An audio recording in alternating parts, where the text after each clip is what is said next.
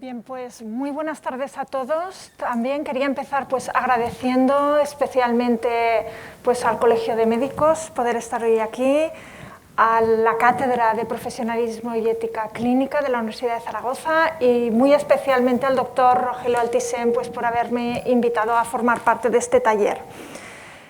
Bien, es un tema que me apasiona. He intentado resumir literatura sobre el tema y lo primero que me planteaba era qué se sabe. Y vamos a hacer un recorrido por la literatura internacional. Muchos de los estudios son estudios realizados por nuestro grupo, otros no, como... Perfecto. Gracias. Y por lo tanto vamos a hacer este resumen de qué se sabe sobre el fenómeno del deseo de morir, es decir, cuando pacientes que en el contexto de una enfermedad avanzada se plantean, ¿no?, o expresan cierto deseo de adelantar la muerte. Bien, quería empezar diciendo que no tengo ningún tipo, declaro no tener ningún conflicto de interés, no soy de ninguna asociación ni Muerte Digna ni Provida, yo me declaro, soy enfermera, como he dicho, trabajé durante 12 años como enfermera clínica a pie de cama. Sí que es cierto que ahora ya llevo 13 años más fuera de la práctica clínica, trabajando en el ámbito docente y en el ámbito investigador. Y en este sentido, mi mirada es muy clínica y me siento muy libre de trasladar todo lo que hemos trabajado, todo lo que hemos aprendido a lo largo de todos estos años sobre este fenómeno clínico. Bien. Veo que es muy sensible. He estructurado la sesión en estos tres aspectos. En primer lugar, hablaremos del contexto y concepto de deseo de morir. En segundo lugar, hablaremos de los factores relacionados, es decir, este problema clínico, con qué se relaciona, qué aspectos etiológicos y relacionados tiene este problema. Así, y ya finalizaremos con algunas conclusiones. Bien, en primer lugar, cuando empezamos a trabajar sobre este fenómeno, uno de los aspectos que nos planteamos es qué es lo que hace que en determinados pacientes, ante una situación que amenaza la vida, ante una situación de enfermedad avanzada, algunos se plantean deseo de adelantar la muerte y otros no. Nuestro grupo, como he dicho, es un grupo de investigación clínico y en este sentido no nos planteábamos ni aspectos jurídicos ni sociológicos, sino al contrario, una situación clínica, un paciente. Yo en aquel entonces, cuando empecé a trabajar en el tema del deseo de adelantar la muerte, yo era enfermera de a pie, yo trabajaba con pacientes y esto me lo había encontrado en mi práctica clínica y de alguna manera esa era la pregunta, es decir, una pregunta muy del aspecto de la situación de la atención del paciente, muy de la realidad de a pie de cama. Por lo tanto, esta era nuestra mirada cuando empezamos a trabajar sobre este fenómeno. Y un aspecto que nos planteábamos es, uno, ¿qué es lo que hace que unos pacientes sí lo expresan y otros no? ¿Qué hay detrás de estos pacientes? ¿Y qué factores relacionados puede haber? Es más, ¿qué es lo que hace que claramente unos pacientes lo expresan y otros no? Y lo que más nos preocupaba a los clínicos, ¿no?, a los profesionales sanitarios que estamos atendiendo a estos pacientes, cómo lo abordamos y cómo lo tratamos, qué hacemos con esta realidad y con esta situación. Pues bien, lo primero que nos planteamos fue realizar esta revisión sistemática. Fue una revisión sistemática extensa, se publicó en una revista de primer cuartil y incluimos en la revisión nada más y nada menos que 282 estudios, es decir, todos aquellos que estaban publicados a nivel internacional sobre el deseo de adelantar la muerte, que de alguna manera hubieran estudiado total o parcialmente este fenómeno desde alguna perspectiva. Bien, ¿qué aprendimos? Pues uno de los aspectos que en general nos llamó mucho la atención era que muchos de los estudios ya realizados hasta el momento mostraban la importancia de descartar la depresión clínica. Es cierto, no todos los pacientes van a tener depresión. Es más, la literatura ya lo recoge, hasta 4 veces más la probabilidad de un paciente que expresa deseo de morir tiene una probabilidad de 4 veces más que el que no tiene deseo de morir, de tener depresión.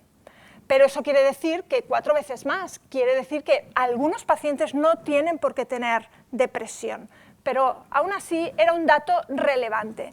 ¿Qué más encontramos? Bien, pues que este fenómeno estaba ligado a aspectos sociales, espirituales, existenciales, psicológicos, todo el ámbito psicoemocional. Entraremos al detalle qué aspectos estaban relacionados exactamente. ¿Qué más encontramos? Estudios canadienses mostraban cómo este fenómeno oscilaba en el tiempo, pero oscilaba en el tiempo incluso en términos muy cortos de tiempo, es decir, que en cuestión de pocas horas el paciente podía trasladar y moverse como un continuum de ahora sí expreso deseo de morir, ahora no tengo deseo de morir, de manera que ¿no? hace como oscilaciones que fluctúa y de ahí también la complejidad de esta situación. ¿Qué más encontramos? Bueno, encontramos que había un lío conceptual, es decir, que la literatura trataba muchas veces de forma indistinta aspectos, ¿no? como deseos genéricos de morir, voy a adelantar, creo que aquí tenemos, ¿no?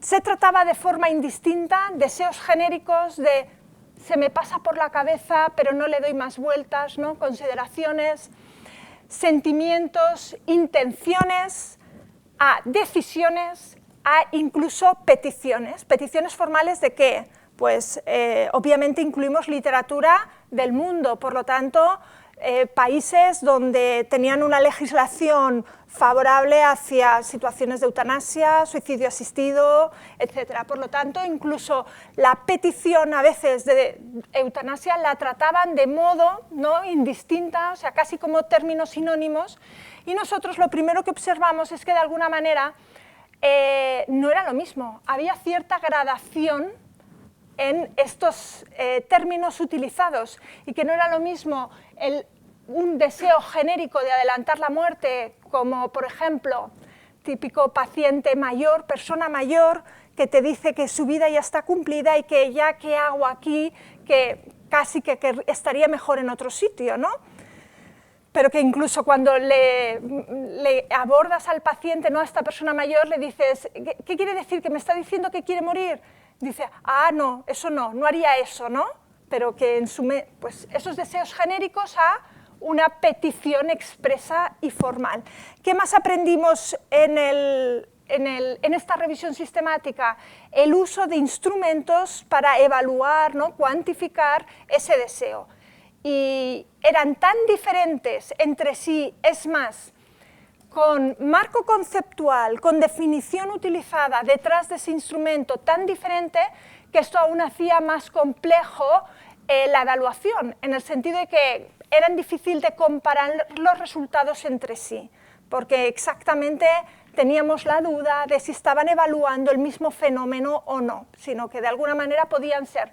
Por lo tanto, a nivel epidemiológico era difícil establecer comparaciones.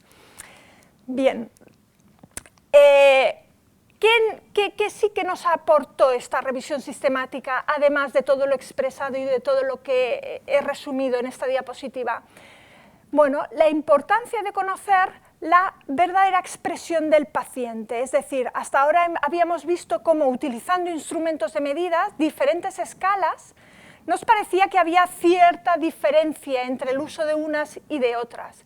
Dijimos, ¿qué mejor que el abordaje del paciente, es decir, la narración del paciente, es decir, estudios cualitativos, aquellos estudios donde analizan la propia voz del paciente, ¿no? Cuando el paciente expresa ese deseo, analicemos qué me está diciendo, qué quiere decir. Por lo tanto, la importancia de conocer esa experiencia de paciente, cuando un paciente expresa deseo de morir, vamos a preguntarle qué me quiere decir, por qué expresa ese deseo, qué hay detrás de ese deseo, así como claramente la necesidad de tener una definición consensuada. Precisamente si los clínicos nos queremos poner de acuerdo a cómo abordar el tema, cómo evaluarlo, necesitamos parámetros claros y todo el mundo necesitamos hablar en el mismo idioma, tener una misma precisión conceptual. Por lo tanto, de alguna manera estas fueron dos conclusiones que de alguna manera detectamos ese gap en la literatura, ¿no? Ese aspecto. Bien, pues nos pusimos con, con la primera idea de conocer la experiencia del paciente. Cuando ya habíamos incluso empezado a hacer entrevistas en profundidad con pacientes, con la dificultad de que tampoco era tan fácil encontrar estos pacientes. Bien, pues cuando habíamos empezado teníamos comité de ética ya aprobado, etcétera, con la dificultad que esto supuso, observamos que en la literatura había estudios cualitativos que habían estudiado el deseo de adelantar la muerte. Por lo tanto, nos lanzamos a hacer un trabajo metodológico que no habíamos llevado nunca a cabo, pero que fue una revisión sistemática cualitativa, una metaetnografía, que es la primera de la izquierda, que se publicó en el 2012. En este caso hicimos toda la estrategia de búsqueda, 7 estudios cumplían criterios de inclusión, todos ellos estudios cualitativos, ese era nuestro foco, eso era lo que buscábamos, 7 estudios cualitativos. Estos 7 estudios cualitativos estaban realizados 2 en Canadá, 3 en Estados Unidos, 1 en Australia y 1 en China. Bien, pues, ¿cuáles fueron? Hicimos un análisis cualitativo, bien, de todo el contenido, de todos los verbatims, de todas las narraciones de los pacientes que estaban contenidas en los estudios diferentes, en los estudios primarios. ¿Y qué encontramos? De hecho, logramos un modelo explicativo del fenómeno.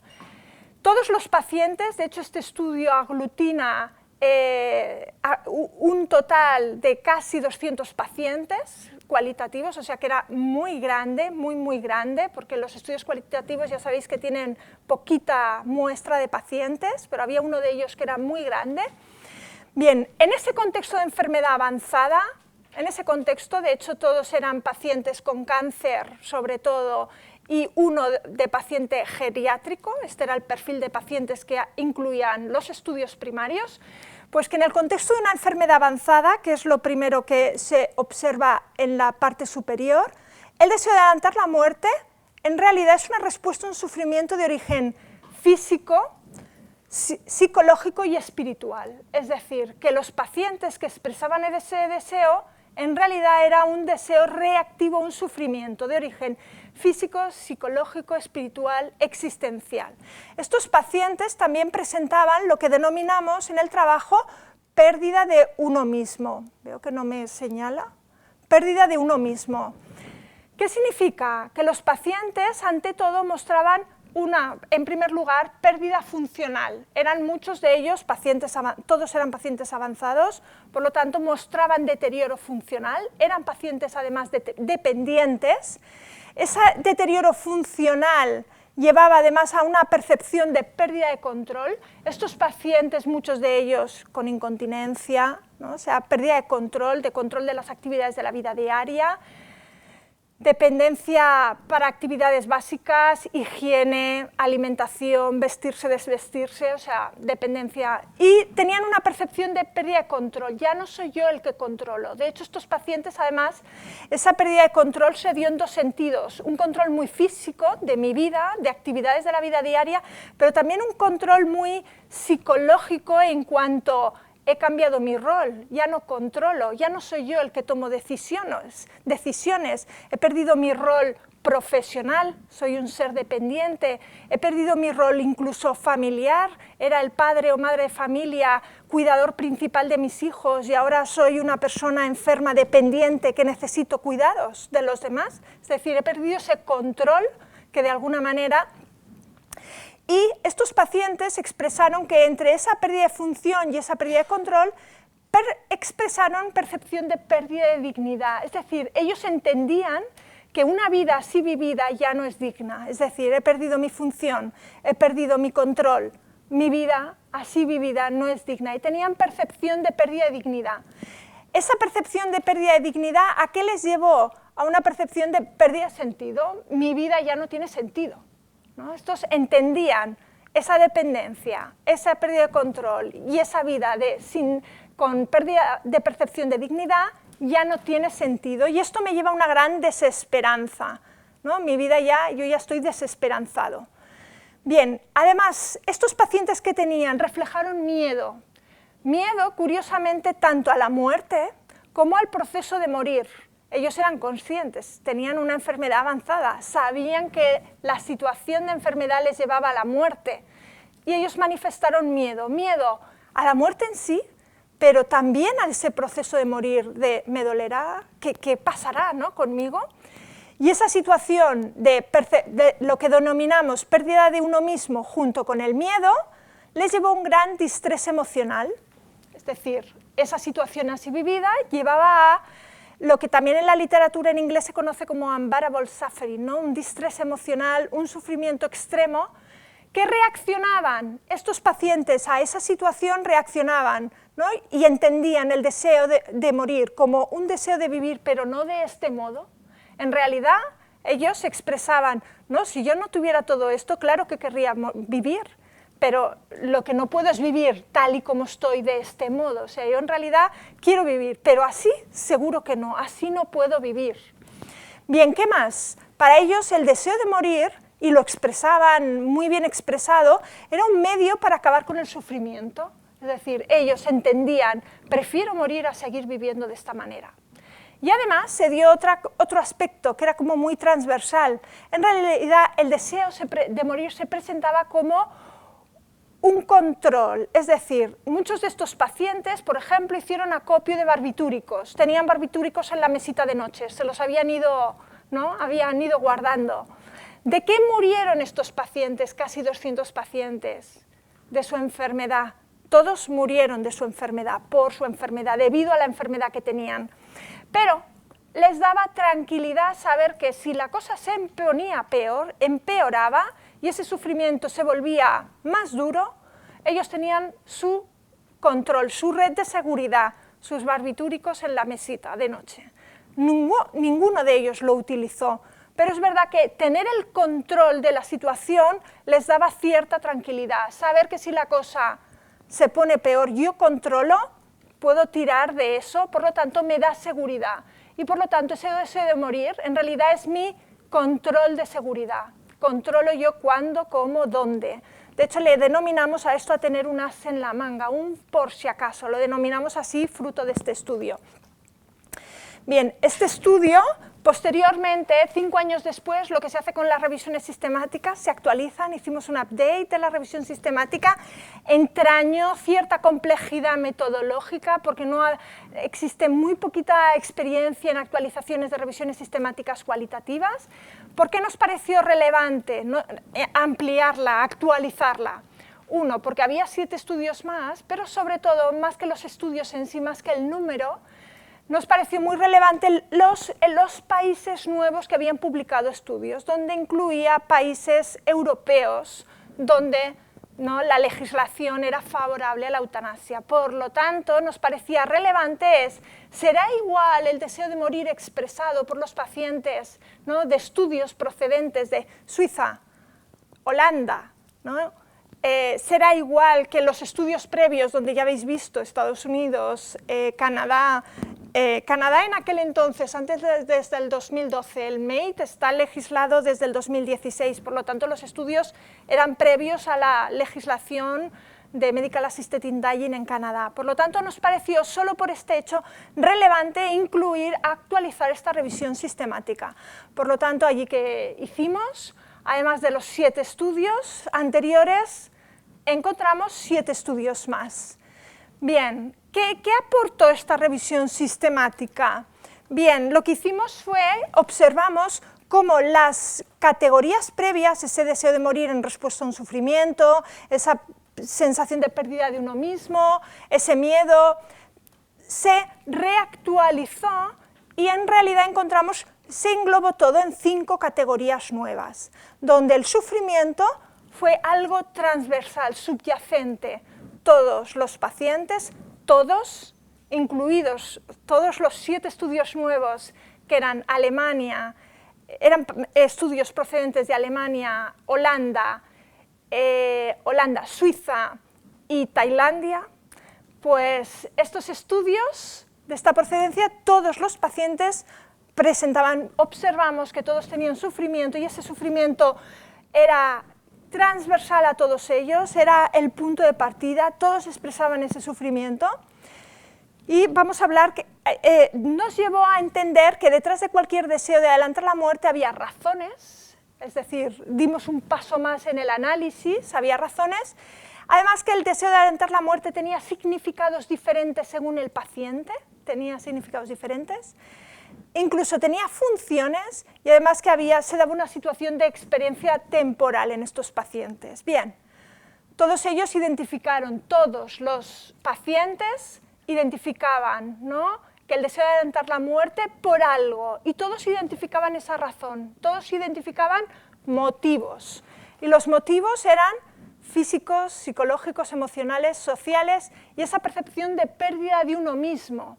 Es decir, que de alguna manera cuando les preguntábamos era ese fenómeno reactivo, ¿no?, a aspectos psicológicos, emocionales, sociales, espirituales. Bien, los pacientes interpretaron, cuando se les preguntaba a estos pacientes, pero ¿por qué quieres morir? ¿Qué es lo que te planteas? ¿Por qué? Además de las razones, los pacientes interpretaban eso como un significado. Para ellos significaba, pido ayuda, porque en realidad os acordáis que decían, quieren vivir pero no de ese modo, por lo tanto estaban pidiendo ayuda, y así lo identificaron. En realidad el otro significado era acabar con el sufrimiento, ¿no? Quiero acabar con esto y entiendo que la muerte es lo que me ayuda a acabar con este sufrimiento que no puedo más. Bien, evitar ser una carga para los demás es algo que observamos también, no quiero ser una carga. El hecho de, para mí, es una forma de preservar la autodeterminación, yo decido cómo, cuándo y dónde, y en realidad es un deseo de vivir, pero no de ese modo. Bien, y ya funciones, vimos unas funciones, para muchos de estos pacientes el deseo de morir era, por fin alguien se fija en mí, por fin alguien, cuando yo expreso algo, todas las miradas se vuelcan hacia mí, y además esa forma de control. Bien, por lo tanto, después de estos estudios que observamos que el deseo de adelantar la muerte no se puede entender fuera, deseo de adelantar la muerte en el contexto de una enfermedad avanzada, siempre que aunque no lo diga es contexto de paciente con enfermedad avanzada. Bien, pues no se puede entender fuera del sufrimiento, que ese sufrimiento es de origen multidimensional, todas las esferas de la persona están involucradas en esa situación, que en realidad impacta en la propia identidad personal, ¿no? Es decir, esa pérdida de uno mismo, ya no soy yo, estos pacientes decían no me reconozco, caquexia, dependencia, encamado, ¿no?, pérdida de función absoluta, para lo más básico de las actividades de la vida diaria, pues ya no me reconozco, e incluso funciones sociales, ¿recordáis que hemos dicho pérdida de rol familiar, pérdida de rol profesional? Pues ya no soy la misma persona que era antes, y además era un sinónimo de no puedo más con este sufrimiento. En realidad no puedo, este sufrimiento ya me excede, ¿no? Bien, ¿qué también nos planteamos? ¿Os acordáis? Uno, entender la experiencia del paciente. Estos estudios nos ayudaron a entender esa experiencia del paciente, y por otro lado, nos pusimos con una definición consensuada. Este fue un trabajo muy potente, aquí el doctor Altisent también se vio involucrado desde el primer momento en este trabajo, y decidimos, con una metodología de consenso, pues llegar a una definición. Hicimos a través de técnicas de consenso, técnicas de grupo nominal y técnicas Delphi. Fue un Delphi internacional en el que participaron, y no sé si se lee bien, bueno, aquí veis al doctor Altisent que también firma este trabajo, pero también veréis muchos investigadores internacionales. De hecho, todos ellos son investigadores sobre el deseo de adelantar la muerte, o sea, todos ellos a nivel internacional, procedentes de todos los países, Bélgica, por supuesto, Holanda, por supuesto, Estados Unidos, Canadá. Todos ellos participaron en el estudio y todos estuvieron de acuerdo, que no me voy a entretener porque el doctor Porta entrará más en la definición, pero sí que querría enfatizar la primera parte, ¿no? Todos estuvieron de acuerdo en que el deseo de adelantar la muerte, también los investigadores procedentes de Holanda estuvieron de acuerdo, bien, pues que el deseo de adelantar la muerte es una reacción al sufrimiento en el contexto de una enfermedad que amenaza la vida, ¿no? Es decir, en ese contexto de enfermedad avanzada que amenaza mi vida, cuando un paciente expresa deseo de adelantar la muerte, es una expresión reactiva a un sufrimiento de origen multidimensional. No me voy a entretener más porque con la valoración lo abordará esto el doctor Porta y prefiero dejárselo a él. Bien, vamos a por los aspectos relacionados. De hecho, muchos de ellos, de esos aspectos, ya los habéis visto, que desde las narrativas de los pacientes, desde las expresiones de los pacientes, pues ya hemos ido dibujando muchos de los aspectos y variables, que ahora lo vamos a ver en forma cuantitativa, con variables evaluadas. Bien, este fue uno de nuestros primeros trabajos, es un trabajo hecho con 101 pacientes con cáncer avanzado. De hecho, la mediana de supervivencia fue de 30 días, es decir, que eran pacientes muy malitos, estaban realmente muy avanzados.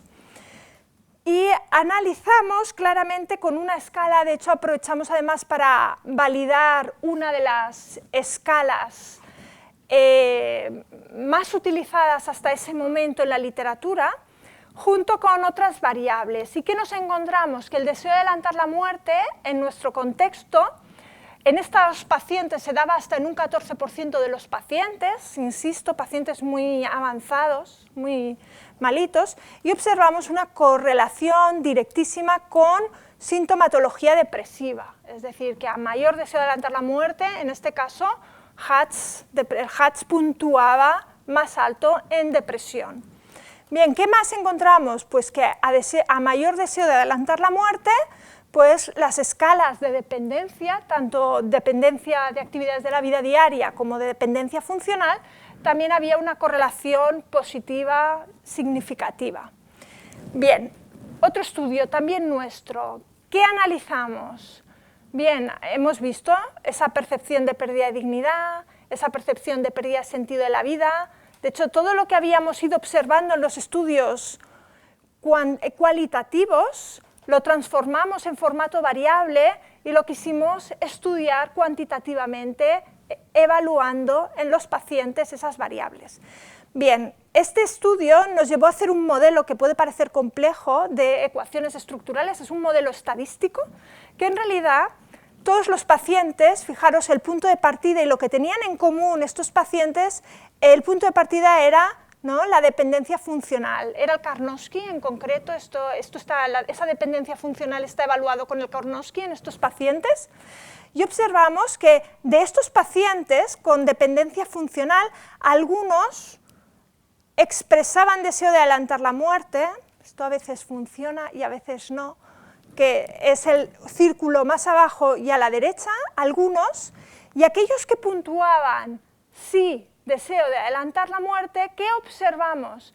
Que ese deseo de adelantar la muerte lo explicaban tanto la depresión como la pérdida de sentido de la vida. Es decir, que los pacientes que sí tenían deseo de adelantar la muerte puntuaban con depresión y puntuaban con pérdida de sentido de la vida. Por el contrario, los pacientes que no expresaban deseo de adelantar la muerte, en realidad no tenían ni tanta depresión y sí tenían un adecuado sentido de la vida. Por lo tanto, esto iba a favor de lo que ya habíamos explorado cualitativamente en los estudios previos. Bien, estudio también este en concreto, nuestro también, más reciente, una muestra de 173 pacientes oncológicos también. ¿Qué encontramos? Un modelo que lo veis es un modelo similar, un modelo de ecuaciones estructurales. Aquí quisimos incluir otras variables de medida, ¿no? Pues en este caso el punto de partida nuevamente era el estado funcional, es decir, el Karnofsky nuevamente, y observamos que en los pacientes que expresaban deseo de adelantar la muerte, en realidad lo explicaban dos variables directas, de modo directo, lo que era la sintomatología depresiva y además la percepción de pérdida de dignidad. Pasamos una escala de percepción de pérdida de dignidad. Pues estas dos variables explicaban directísimamente el deseo de adelantar la muerte. Y de modo indirecto, lo explicaba claramente la percepción de control y el estado funcional. Es decir, que el estado funcional no explicaba directamente el deseo de adelantar la muerte, pero el estado funcional sí que explicaba la depresión y sí que explicaba la percepción de pérdida de dignidad. Asimismo, la pérdida de control, esa sensación de ya no soy yo quien controlo, yo ya no controlo mi vida, no explicaba directamente el deseo de adelantar la muerte, pero la percepción de pérdida de control sí explica nuevamente la depresión y la percepción de pérdida de dignidad. Por lo tanto, esto también a nivel clínico, fijaros, nos estaban dando estos estudios muchas pistas de cómo tratar a estos pacientes. Bien, nos alejamos de nuestros estudios, nos vamos a Canadá. Este es uno de los primeros estudios realizados, es de 1995, es el investigador canadiense de referencia en temas de deseo de adelantar la muerte, y en concreto, este señor incluyó 199 pacientes oncológicos en su estudio, y nuevamente observamos que era estadísticamente significativo en aquellos que tenían puntuación de deseo de adelantar la muerte, la depresión, nuevamente, la variable depresión, así como, fijaros, la falta de apoyo familiar, la falta de apoyo, es decir, aspectos sociales. El paciente que no tiene red familiar, red de soporte social, tenía más deseo de adelantar la muerte que no aquellos que tenían su red familiar de apoyo, tener apoyo familiar. Bien, nos vamos a Estados Unidos, ¿no? En concreto, y en este estudio también observamos que aquellos que puntuaron, de hecho, en este estudio, ¿no? Solo 22, fijaros, de unos 140 pacientes, solo 22 puntuaron alto en deseo de adelantar la muerte. Y en concreto, nuevamente, si nos fijamos en las P's, en los P-valor, claramente puntuaron, fue estadísticamente significativo la depresión, la desesperanza, la percepción de bienestar espiritual, la pérdida de bienestar espiritual, y lo que es el aspecto de calidad de vida también puntuó alto, así como el distrés, la afectación de sintomatología, ¿no? Física, sobre todo. Bien, nuevamente nos vamos al Canadá. Hasta ahora hemos estado en Ottawa, ahora nos vamos a la zona más interior. Bien, nuevamente este modelo será similar al que hicimos nosotros, pero este es un trabajo anterior a los nuestros. Nuevamente, este investigador evaluó el deseo de adelantar la muerte. Este era un trabajo mucho más grande, de casi 400 pacientes oncológicos, y también nuevamente encontró que la depresión y la desesperanza explicaban el deseo de adelantar la muerte. Es decir, estadísticamente explicaban esas interrelaciones. Bien, nos vamos nuevamente, equipo primero, el equipo canadiense de Ottawa, un estudio más reciente. ¿Qué observamos? Que en aquellos pacientes, ¿no? Encontraron nuevamente pacientes que puntuaban con deseo de adelantar la muerte y pacientes que no. En aquellos que puntuaban, ¿no? Alto en deseo de adelantar la muerte, encontramos que tenían malestar, y esto era estadísticamente significativo, ¿no? Toda la sintomatología física, fijaros, esa sintomatología física prácticamente casi toda es estadísticamente significativa, pero además si nos vamos a las variables más del aspecto psicoemocional, ¿no? Las variables más psicológicas, también encontramos ansiedad, depresión. De hecho, todas estas del aspecto de la esfera psicoemocional, todas estas variables fueron estadísticamente significativas. De hecho, fijaros, pérdida de interés, anedonia, puntuaron, pérdida de interés por las actividades ya habituales, desesperanza, depresión, ansiedad. Bien, y también, ¿no? Todo lo que serían, también, si vamos viendo, también estadísticamente significativas, percepción de pérdida de dignidad, percepción de pérdida de control, bienestar espiritual afectado, claramente. Bien. Bien, nos vamos a Australia. Estudio australiano, también realizado. ¿Qué nos encontramos en este estudio? Nuevamente, fue nuevamente encontraron, en un estudio de casi 150 pacientes, más o menos, encontraron también esferas psicoemocionales afectadas, es decir, que las variables nuevamente relacionadas con el deseo de adelantar la muerte eran de la esfera psicoemocional, nuevamente paciente con cáncer, cáncer avanzado. Bien, estudio en Colombia, una investigadora con un investigador catalán. Aquí, en este caso, ¿qué encontraron? Que también en paciente oncológico, nuevamente la percepción de pérdida de dignidad, la desesperanza, pues puntuaba con deseo de adelantar la muerte. Bien, al final, podría haber muchos estudios. He intentado recoger estudios de diferentes países, lugares del mundo, que son los que además han estudiado el fenómeno. Lógicamente, otros países no los digo porque en realidad no han estudiado tanto este fenómeno.